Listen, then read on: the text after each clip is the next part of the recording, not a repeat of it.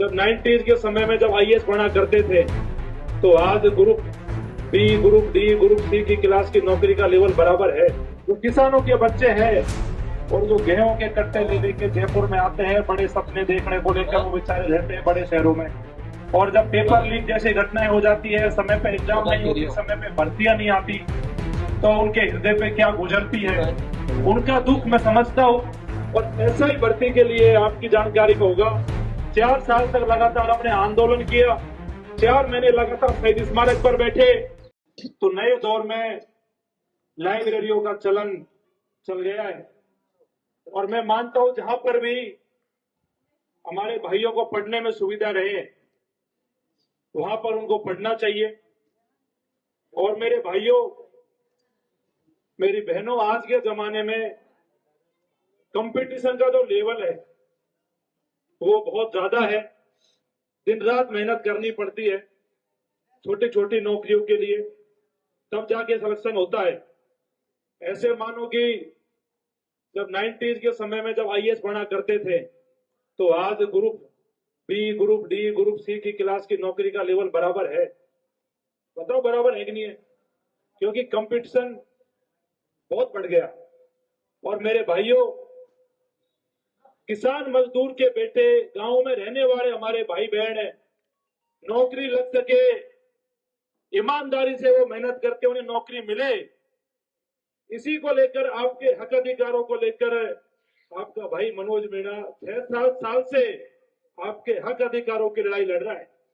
मेरा एक ही मकसद रहता है कि जो गरीब किसान से, जो गांवों से, जो किसानों के बच्चे हैं और जो गेहूं के कट्टे ले लेके जयपुर में आते हैं बड़े सपने देखने को लेकर, वो बेचारे रहते हैं बड़े शहरों में।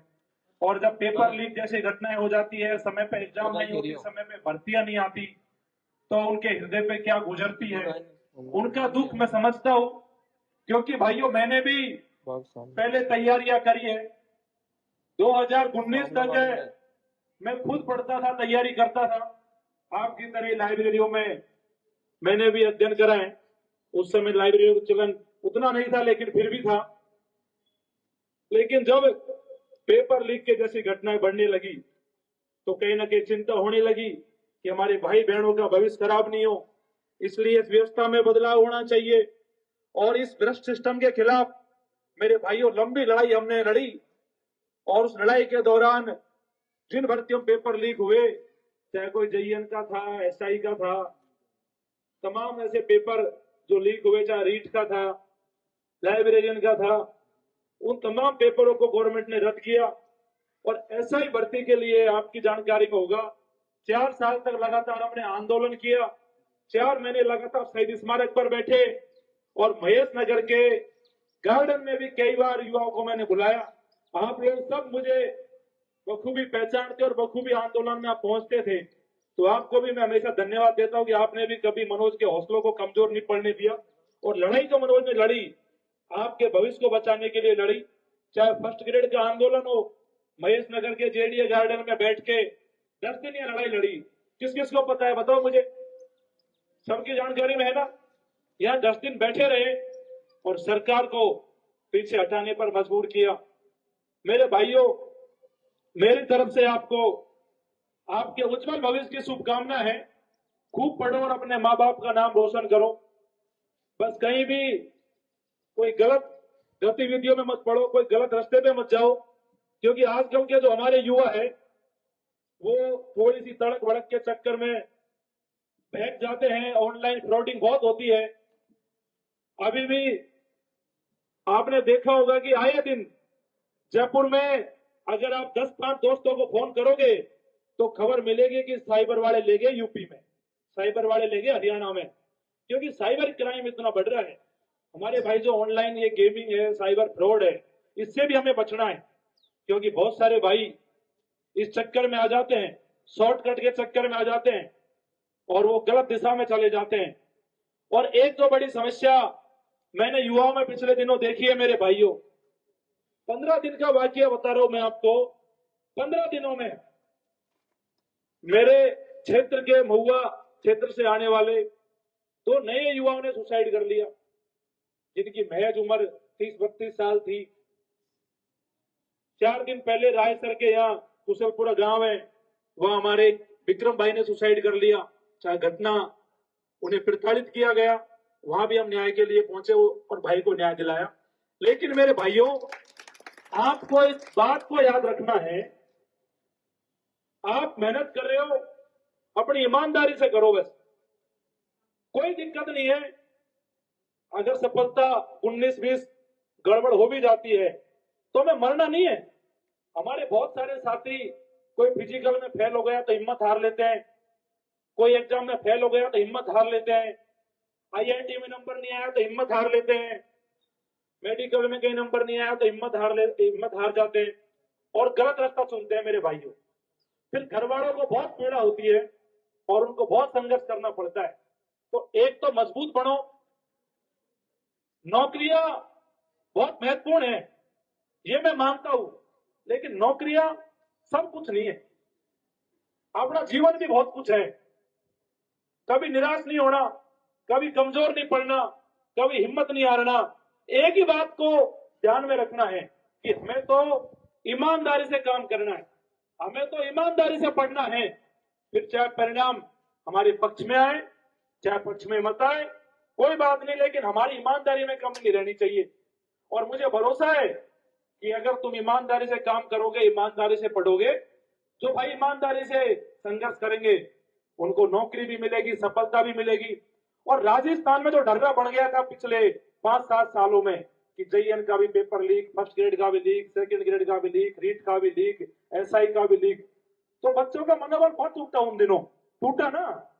लेकिन कहीं ना कहीं आज की जो व्यवस्था हमने करी है, पेपर लीक पे नए कानून भी पिछली सरकार से लड़ के बनवाए, अभी 1 महीना पहले एसआई को भी हमने रद्द करवाया, 2 साल नौकरी होने के बाद में एसआई की भर्ती को रद्द कराया। 869 थानेदार थे जिसमें 500 फर्जी थे मेरे भाइयों। आप जैसे ईमानदार लोग लग नहीं पाए, जिनके पास पैसा था, जिनके पास जुगाड़ था, वो लोग नौकरी लग गए। और आप जैसे भाई ईमानदार मेहनती बहनें लाइब्रेरी में बैठी रही और कहते रहे मनोज भाई 1 नंबर से रह गए, 2 नंबर से रह गए, पॉइंटों में रह गए, नंबर नहीं आ रहा। क्यों नहीं आया? क्योंकि सिस्टम करप्ट था, चोर बहुत घुस गए सिस्टम में।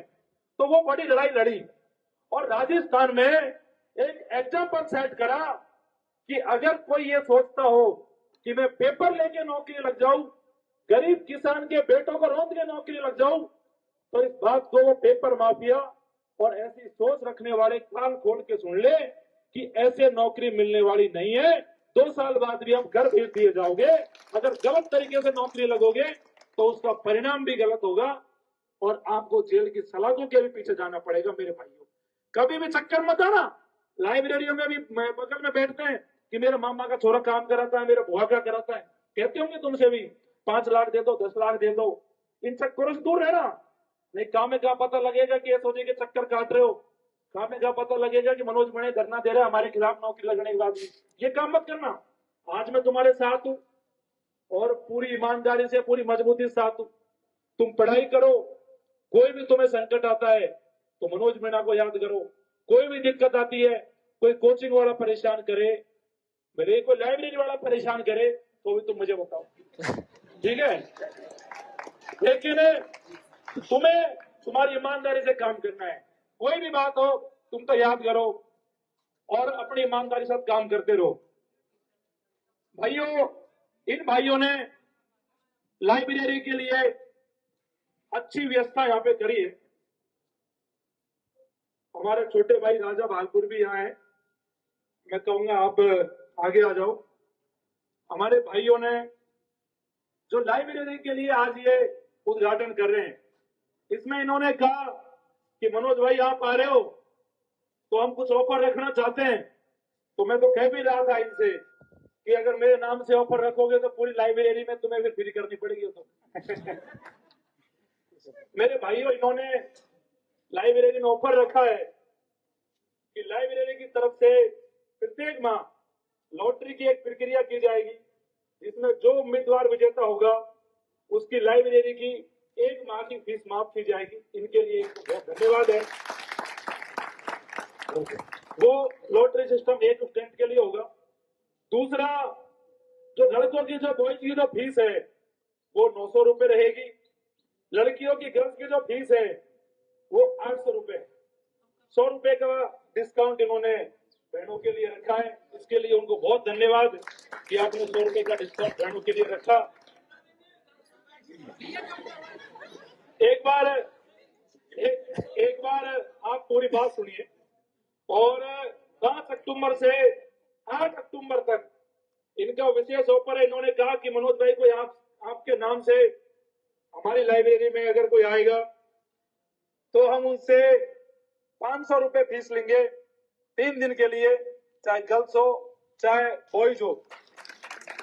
जो भी हमारे भाई यहाँ आसपास रहते हैं और सुमिसा लाइब्रेरी में पढ़ना चाह रहे हैं, अगर आप यहाँ आओगे, इन भाइयों ने जो ऑफर रखा है, आपको 500 रुपए की फीस देनी है 3 दिन तक। आपको अगर फायदा हो रहा है मेरे नाम से तो फायदा लो खूब। और दूसरा, इन भाइयों को मैं धन्यवाद दूंगा, सुमित को, सौरभ को और गौरव को। इन्होंने इस प्रकार की व्यवस्था रखी और 100 सीटर की इनकी लाइब्रेरी है और अच्छी व्यवस्था इन्होंने लाइब्रेरी में आपके लिए रखी है। तो फिर से मैं इन भाइयों को मेरी दिल की गहराइयों से बहुत शुभकामनाएं देता हूं। आप खूब आगे बढ़ो, खूब उन्नति करो मेरे भाइयों।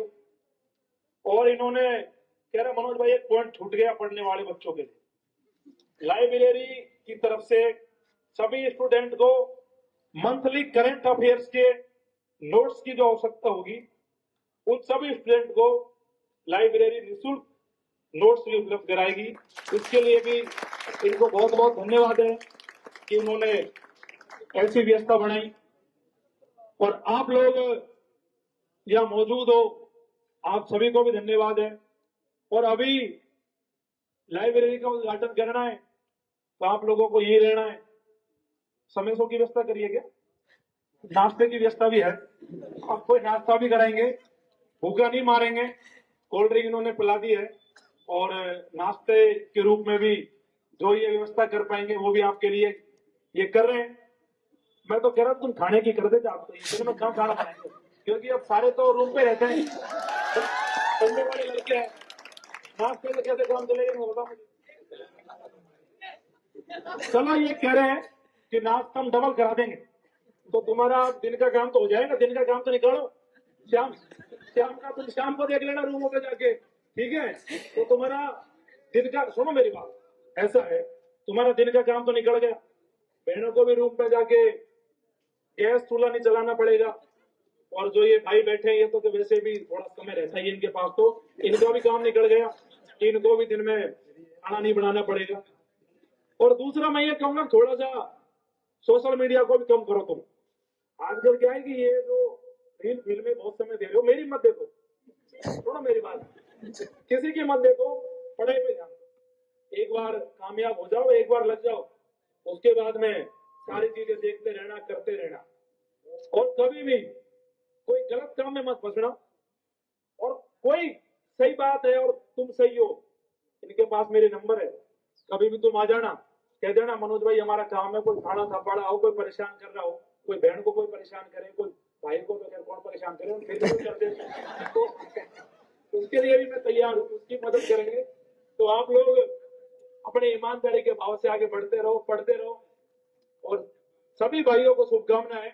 और मैं चाहूंगा कि जब तुम 7-6 महीने बाद मिलो तो कहीं नौकरी लग के मिलना मेरे से, और मेरे को फिर मिलके कहना कि मनोज भाई आप आए थे लाइब्रेरी के उद्घाटन में, तब हम स्टूडेंट थे लेकिन आज हम नौकरी लग गए। मेरे को बड़ी खुशी होगी कि हमारे बच्चे, हमारे भाई बहन कामयाब हो गए। तो आप सभी को अपने उज्जवल भविष्य की ढेरों शुभकामनाएं। और हमेशा मनोज मीणा आपके साथ 24 घंटा खड़ा है, कभी भी याद कर लेना। और आपको बहुत बहुत धन्यवाद।